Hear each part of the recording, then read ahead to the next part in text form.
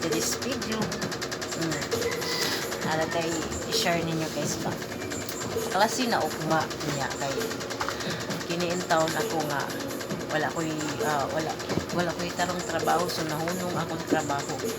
So karon tuiga murag lisod kayo ba kapalaging tuig kay nakapamalit yun ko og mga notebook, sinina, t-shirt, bag nila nga bag ko, so nakapamalit yun ko guys. Wala pa ang abli sa klase guys, nakapamalit yun ko. So karon tuiga murag dili kayo po ang murag wala ko kapamalit yun, nagklase na lang, nagsugod na lang klase guys, puro ko kapalit og bag-ong notebook, bag-ong mga sinina, so wala jud tanan bag, wala jud guys. So akin ni ako may gani ang akong mga anak ni aking tuig na ay ipanghatag ni Gwen nga notebook. So mo ni guys, mo ni ang ipanghatag og notebook atong ni aging tuig pag jud ni siya guys. So wala na gamit, panghatag diri sa amo adiri sa Naga, City of Naga. So ipanghatag ni Gwen Garcia kani mga notebook. So maol bitaw ni ang magamit sa akong mga anak guys. So wala na ko kapamalit og mga notebook. So kanina lang bitaw na nga akong ipa-notebook sa akong mga anak. Kitaghan man ni guys. O naay papel, o bag nga daan bitaw ni nga bag. Ang bag sa akong anak kay ato pa ni aging tuig.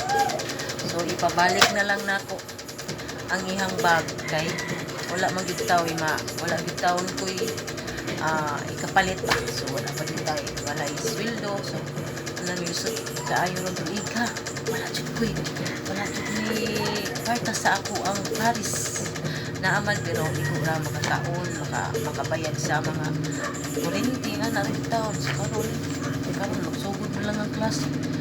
So wala jud taw so nag-uol ko ba kay pag ito'y bag akong anak isigol kagitaw niyang bag ato pa ni aging tuig iyang bag. O ni ako andamon ron ang iyang papel na hinatag pagitaw ni sa atong ni aging tuig ni Gwen notebook pagitaw ni Gwen Garcia kay siya kada tuig kada school kada tuig mahatag kung yun na si Gwen og mga notebook dito sa eskwelahan sa akong mga anak. So mao ni ang notebook sa kay wala mo bitaw na koy kwarta pa ipalit. So kung makakwarta siguro amot kanu sa pagkaha ni kay wala pa jud nabalik ang ako ang trabaho. So wala pa jud siguro amot mga August siguro mi ani o September pa siguro ako makapalit ani og mga bag nila. So ang paggamito nila mga daan nga mga t-shirt katong niagi pa jud nga t-shirt kay wa mo bitaw kapalit. So mao ni ako andamon para ugma niya guys. May gayang akong anak kay ingon na din siya taon siya nga kana lang ma okay ra kay na ma. May gayang akong anak kay mga buotan lang pud taon kay dili pud sila mo nakasabot pud siya sa kahimtang sa amo ang nakasabot ko siya sa iyang ginikanan pa nga wala ko'y kapalit. So niingon ako siya nga kana lang mabisag daan ng iyang bag. So kung tragit taon siya nga daan yung bag, yung mga notebook, maragit taon ni guys. May ganyan akong mga anak, buutan na po makasabot sa iyang mga ginikanan nga walay pa ikapalit pa. So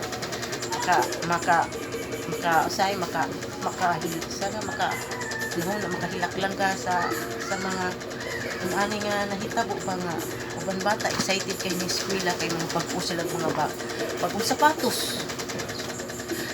Wala man gid tay kuy palit pa. So daan lang sa ilang gamiton. So ani guys, giandam na ko ang iyang bag para ugma og ang notebook sa akong mga anak. So puhon dai kasi kapalit na ko. So marang na akong i-share ninyo guys nga bisag adyo yung mga bata nga dili gani jud nakasabot sa kalisod sa ilang ginikanan o dili sila mangita og bag-o nga kada tuig na bag ba na jud ay mga nadyoy bata ko jud ay anak sama sa akong mga anak nga nakasabot pud siya nga okay ra niya og daan ang iyang bag, yung mga notebook, yung sapatos, yung sinina okay ra niya og daan na daw gamiton daw niya. So nahappy sad ko kay akong mga anak dili dili po sila intaw nagpabadlong na ko o naning kamot ko sila pag-eskwela guys. So, thank you for watching guys. Bye-bye.